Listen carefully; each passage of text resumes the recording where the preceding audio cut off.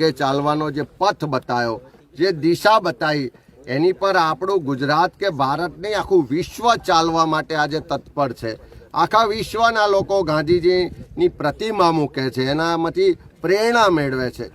એની સામે આ ભારતીય જનતા પાર્ટીની સરકાર જે આરએસએસથી ચાલે છે, આ નાથુરામ ગોડસેના વારસો આજે ગુજરાતમાં ગાંધીનું સન્માન કરવાને બદલે, ગાંધીજીના સન્માન માટે આહવાન કરવાને બદલે ગોડસેની વાહવાહી કરતા જે નાટકો છે એને સરકાર પરમિશન આપે છે. એ રાજકોટમાં કાર્યક્રમ થાય, ભાવનગરમાં થાય, જામનગરમાં થાય કે અમદાવાદમાં થાય, પરમિશન કોણ આપે છે? આ ભાજપની ડબલ એન્જિન સરકાર આપે છે. અત્યારે કદાચ હું માનું છું કે જો આપણા સરદાર સાહેબ દેશના ગૃહમંત્રી હોત તો આવા નાટક કરવા વાળાને તો ક્યારનાય જેલમાં મોકલ્યા હોત.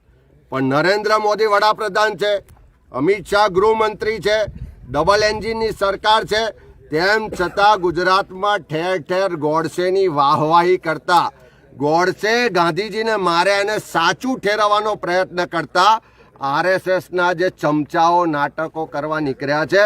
હું એ બધા જ લોકોને કહેવા માગું છું કે આ ગાંધીનું ગુજરાત છે ને, જ્યાં સુધી કોંગ્રેસ છે, જ્યાં સુધી ગાંધીની વિચારધારાને વરેલા લોકો આ ધરતી પર છે, એક પણ નાટક થવા નહીં દઈએ. તોડફોડ થાય કે કોઈ પણ સંજોગો થાય, એક પણ નાટક નહીં યોજાય. અને આ જે સરકારમાં થોડી ઘણી પણ શરમ હોય તો ભલે તમે ગોડસેની વિચારધારામાં માનતા હોય, ભલે તમારા આકાઓ જે આરએસએસના છે એમના ઈશારે આ થતું હોય ને તમારાથી બોલાતું ના હોય, પણ ગાંધીના ગુજરાતમાં રહો છો, ગાંધીના નામે રાજકારણ કરો છો, એમાંથી થોડી ઘણી પણ શરમ હોય તો સરકાર આની પર બેન્ડ લગાવે. નહીં તો કોંગ્રેસ પાર્ટી ને ગુજરાતના ગાંધી વિચારના વાહકો એક પણ જગ્યાએ આવા નાટકો થવા નહીં દે.